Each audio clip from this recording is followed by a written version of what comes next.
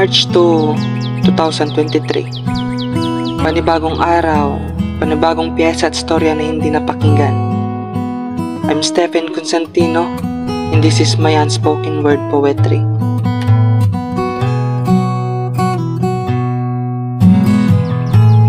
Sabi nila, minsan, kung sino pang nariyan, ay siya pang hindi pinaglaanan.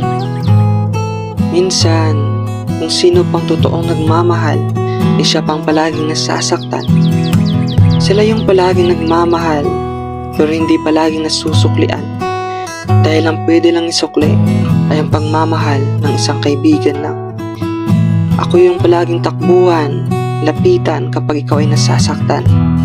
At heto naman ako, ang iyong tagapayo. Pansamantalang unan kapag ikaw ay nahihirapan.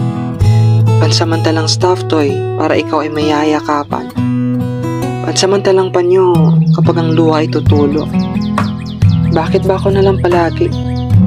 Bakit ba sa akin nalang palagi ang takbo mo kapag may problema kayo ng nobyo mo? Bakit ba ako nalang palagi ang karamay mo?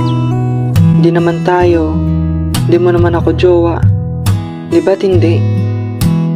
Pero bakit ko ba nasasabi ito? Talagang wala naman tayo. Dahil magkaibigan lang naman tayo, na ang kailangan lang gawin ay makiramay sa problema mo. Hindi naman ako napapagod o nagre-reklamo sa'yo. Pero alam mo yung nakakapagod? Yung paulit-ulit mo na lang ng pag-iyak sa harap ko.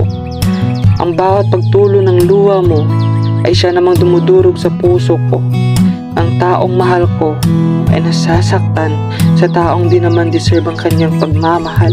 Pero alam mo yung mas masakit? Yung todo ka payo sa kanya, sinamahan at pinaglaanan mo ng oras, pero pagsapit ng umaga, nabalitaan mo okay na sila. Gusto kong magmura dahil nakakatangina. Okay lang sana kung isang beses lang ito nangyari. Pero yung paulit-ulit na lang, ginagawa mo na akong gago.